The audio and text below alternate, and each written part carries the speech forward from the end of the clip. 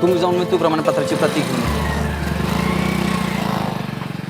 आइए आइए मुखिया जी, जयराम जी की. जयराम जी की बंसीधर भाई, एक चाय पिला दो तो थोड़ा दिमाग सही हो जाए. क्या हुआ मुखिया जी? अरे एक ही तो समस्या है, बारिश नहीं है, पानी नहीं है, खेत सूखे पड़े हैं, किसान आत्महत्या कर रहे हैं. बड़े अच्छे टाइम पे आए हो मुखिया जी. ये जो अपना भारत समाचार चैनल है ना, हाँ. वहाँ पे हमारे यहाँ के जैसे ही किसानों के मुश्किलों के हल के लिए एक महाचर्चा शुरू होने वाली. थोड़ा आवाज बढ़ा कर देना. अभी कर देता.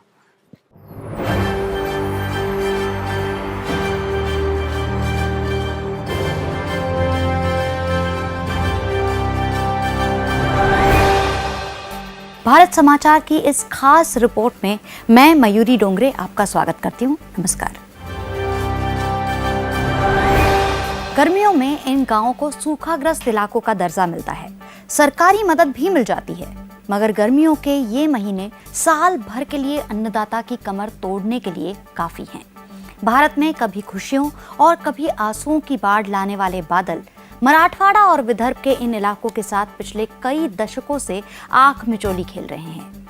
वो बात जो आंकड़ों में नजर नहीं आती, उसे गांव-गांव में घूमकर सामने लाने की कोशिश की है हमारे संवाददाता ऋतुराज त्रिपाठी ने. पश्चिमी घाट में हर तरफ हरियाली ही हरियाली है. ऐसा कहने पर अगर आप मुझे पागल समझ रहे हैं तो मैं आपको उन चेहरों से मिलवाना चाहूंगा जिन पर जवानी में ही बुढ़ापे की हरी हरी नसें छाने लगी हैं, और उस पशुधन से भी जिसे खाने को तो पीला चरा नसीब नहीं है, लेकिन हड्डियों के बीच चमकती हुई नसों की कहानी यहाँ भी वही है. यहाँ रहने वाले लोग पलायन भी नहीं करना चाहते, क्योंकि इस जमीन को उनके बाप दादों ने पानी से ही नहीं बल्कि अपने खून से भी तो सींचा है. लेकिन जब उम्मीदें टूटने लगती हैं तो कई बार आत्महत्या ही आखिरी हल बन जाती है. आइए ये दर्द सुनते हैं यहीं के लोगों की ज़बानी. आप खुद ही देखिए खेत की हालत, कोई फसल टिकती नहीं. खेती के लिए कर्जा लिया था और खेती बर्बाद हो गई. खुद तो पेड़ से लटक गया और हमें यहाँ छोड़ गया. लगातार बारिश नहीं हुई तो क्या करेगा काश्तकार. और एक बात तो पक्की है, मैं तो आत्महत्या नहीं करूंगा. 3 महीने फसल मिली और बाकी साल पूरा सूखा. ऐसे में तो जनता पलायन ही करेगी ना, और कोई चारा भी नहीं है. चारा? बेचारी मेरी नंदी बिना चारे के कैसे दूध देती. यही सोच के 3 साल पहले मैंने उसे मेरे दूर के रिश्तेदार के यहाँ दे दिया, और मैं करता भी क्या. कहने को दिन में सूरज यहाँ पर खूब चमकता है, लेकिन यहाँ की रात पानी की कमी और बेरोजगारी की वजह से गहराती जा रही है. और आपने जो देखे हैं वो तो आंकड़ों के पीछे छिपे चंद चेहरे थे. हकीकत और भी बेरहम और भयानक है. कैमरा पर्सन पार्थ के साथ मैं ऋतुराज त्रिपाठी, BT न्यूज. समस्या नहीं, समाधान. सिर्फ शोर नहीं, सही मायनों में जन कल्याण. हमारे पत्रकार ऋतुराज ने कुछ महीने पहले ये प्रस्तुति विदर्भ में जाकर शूट की थी, और आज समाधान लेकर हमारे साथ हैं हमारा एक्सपर्ट पैनल. आइए पहले उनसे मिल लेते हैं. आज हमारे पैनल में हैं पशु विज्ञानी डॉक्टर अनिरुद्ध अत्रे. आपका बहुत बहुत स्वागत है हमारे स्टूडियो में. इसके साथ साथ सौराष्ट्र दूध उत्पादक संघ के ग्रामीण निकाय प्रमुख श्री चुन्नीलाल कपाड़िया भी हमारे साथ है. आपका भी बहुत बहुत स्वागत है. और हमारे संवाददाता ऋतुराज ने अपने समाधान को नारा दिया है, दूध के बादल छाएंगे, देश में खुशहाली लाएंगे.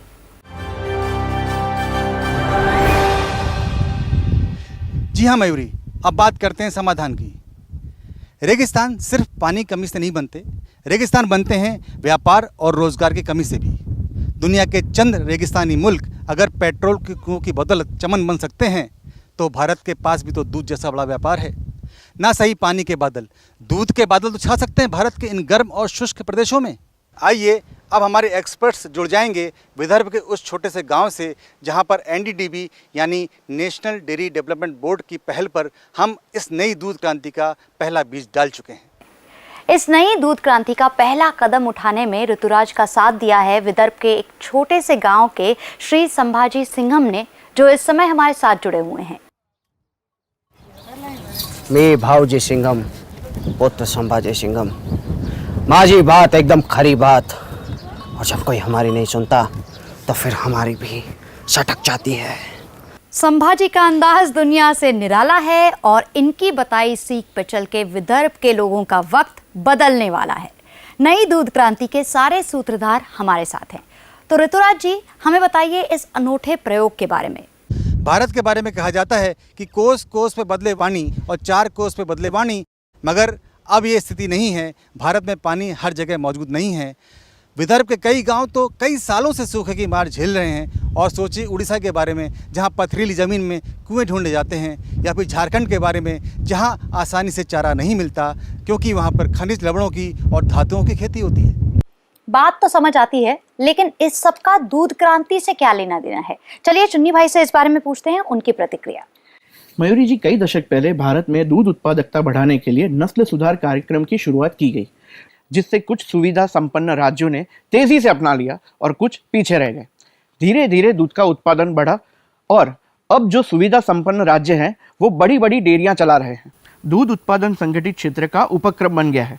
अब वक्त की मांग ये है कि हम इस तरक्की की बयार को अपने देश के कठिन और सख्त मौसम वाले प्रदेशों में ले जाएं, जो उतने सुविधा संपन्न नहीं है, जहां के निवासी और किसान एक निराशा के दौर में जी रहे हैं। ऐसे में कठिन परिस्थितियों और सूखे मौसम की अभ्यस्त हमारी स्वदेशी नस्लों की कुछ खास गाय और भैंस कारगर साबित हो सकती है। मयूरी, मैं अपने दर्शकों को बताना चाहूँगा कि चुन्नी भाई उन 2 नस्लों की बात कर रहे हैं जो भारतीय मौसम और ऐसी जगहों पर जहाँ चारे और पानी की कमी है वहाँ पर काफ़ी कारगर सिद्ध होती हैं। और वो 2 नस्लें हैं राठी गाय और मैसाना भैंस।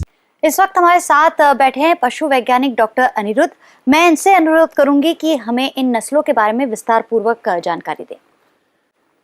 सबसे पहले राठी नस्ल का नाम राजस्थान में पाई जाने वाली राठ नाम की जनजाति से लिया गया है, जो इन्हें सदियों से पालती आ रही है। जिस तरह रेगिस्तान में कैक्टस का पौधा बहुत कम पानी और गर्मी के बावजूद पनप जाता है, उसी तरह राठी नस्ल भी ऐसी चीजों पर पल सकती है जो उन जगहों पर उगती है जहां पानी की कमी है।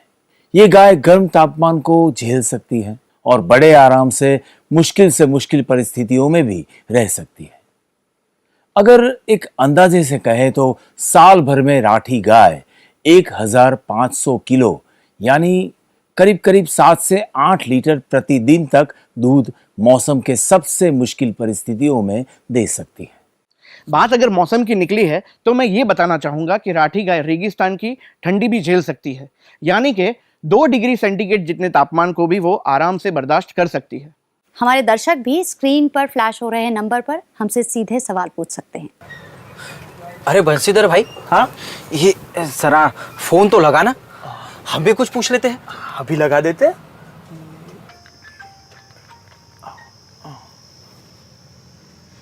एक मिनट, हमारे साथ एक दर्शक जुड़ रहे हैं। नमस्कार, भारत समाचार में आपका स्वागत है। सर, आपका नाम और आपका सवाल। नमस्कार मैडम, मैं नागपुर जिले के धामना गांव का मुखिया बात कर रहा हूँ। मेरा आपसे एक सवाल था कि आपकी इस गहरे रेगिस्तान की राठी नस्ल को हमारे यहाँ का वातावरण रास आएगा? बिल्कुल रास आएगा भाई। राठी गाय बड़ी आसानी से अपने आप को आसपास के माहौल के अनुकूल बना लेती है। सबसे बड़ी बात यह है कि अच्छा माहौल मिलने पर यह गाय ज्यादा दूध भी दे सकती है। एक बात और, कई मामलों में यह भी देखा गया है कि 50 डिग्री सेल्सियस तापमान और कम से कम चारे के बीच भी राठी नस्ल ने दूध देना जारी रखा है और उत्पादन में भी कोई कमी नहीं आने दी। धन्यवाद साहब। मगर ये राठी गाय दिखती कैसी है? देखिए, राठी गाय का रंग जो है वो काफी गहरा होता है। एक मिनट, हाँ, हमारे जो संभाजी हैं वो कुछ कहना चाह रहे हैं, कहीं ये सटक नहीं जाए। बोलिए। राठी नस्ल के लिए बस 3-4 बात का ध्यान रखा जाए तो कोई दिक्कत नहीं होगी। पहला तो ये, राठी गाय का रंग गहरा लाल या गहरा भूरे रंग का होता है, या इसमें लाल भूरे सफेद रंग के चकत्ते पाए जाते हैं। इसका सिर समतल और चौकोर होता है। इसके सींग छोटे और नुकीले होते हैं, या फिर कभी कभी नहीं भी पाए जाते हैं। इसका नेवल फ्लोप लटका हुआ और थन लंबे होते हैं, और इसकी रीढ़ की हड्डी बीच में से थोड़ी सी झुकी हुई होती है। और इसकी दुम तो देखिए, साल के 10 मौसम झेलने का दम है इसमें। अरे संभाजी, साल में तो 4 ही मौसम होते हैं, पतझड़, सावन, बसंत और बहार। ये बाकी के 6 मौसम कौन से हैं? अरे मैडम, जिस मौसम में चारे की कमी वो भी एक मौसम, जिस मौसम में पानी की कमी वो भी एक मौसम, जिस मौसम में कीटाणुओं का हमला वो भी एक मौसम, जिस मौसम में ज्यादा दूध की जरूरत वो भी एक मौसम, और जिस मौसम में मयूरी जी, मैं एक्सप्लेन करता हूँ। देखिए, हमने अभी कहा कि राठी गाय खराब से खराब मौसम में भी दिन के 7-8 लीटर दूध दे देती है। ये भी देखा गया है कि अनुकूल परिस्थितियां हो तो एक साल में राठी 4 से 4,500 हजार किलो दूध भी दे सकती है, यानी 20 से 22 लीटर प्रतिदिन। बिल्कुल सही कहा आपने अनिरुद्ध भाई। साल के कई हिस्सों में जैसे कि शादी ब्याह के सीजन में दूध की एक्स्ट्रा डिमांड निकलती है, तो राठी गाय इसे भी पूरा कर सकती है।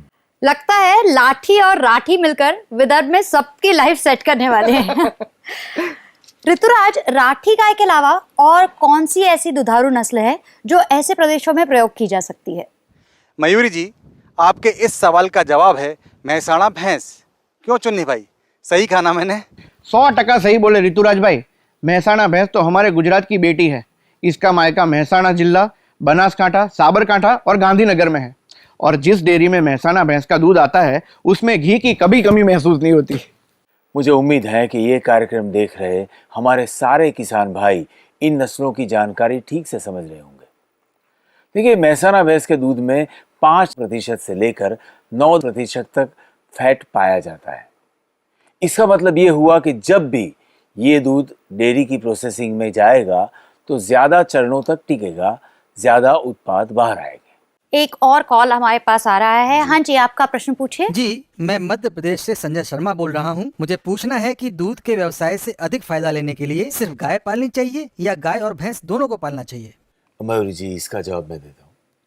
हाँ जी, बिल्कुल, आप दोनों एक साथ पाल सकते हैं और ऐसा करने के कई फायदे हैं।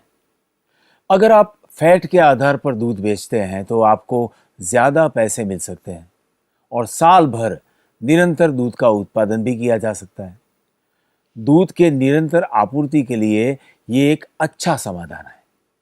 आइए ऐसा करने वाले एक किसान भाई से बात भी कर लेते हैं। आइए मिलते हैं मध्य प्रदेश के जलाराम ध्रुवे से, जो कि झाबुआ जिले में अपने तबेले में राठी और महसाणा नस्ल की उपयोगिता को विकसित कर रहे हैं।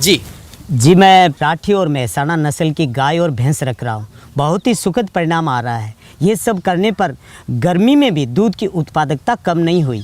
मैंने तो आसपास के किसान भाइयों को गाय और भैंस साथ में रखकर दूध का व्यवसाय करने के लिए कहा है। अच्छा, ये बताइए कि महसाणा नस्ल की पहचान कैसे की जाए?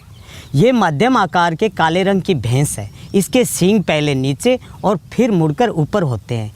इसके सर, कान और पूंछ छोटे होते हैं और पूंछ के सिरे पर काले बालों का गुच्छा होता है। बहुत बहुत धन्यवाद Jalaram ji. Over to studio. अभी थोड़ी देर पहले अनिरुद्ध भाई ने जो भी कहा वो एकदम सही था। विकास की बयार में अब पूरा देश सड़क और रेल सुविधाओं से जुड़ा हुआ है। राठी और महसाणा जैसी नस्लें कहीं पर भी दूध का अच्छा खासा व्यवसाय जमा सकती है। वैसे महसाणा भैंस के बारे में एक बात और बता दूं। महसाणा भैंस का एक नाम महसानी भी है। पिछले कुछ दशकों में गुजरात में इसको लगातार विकसित किया है।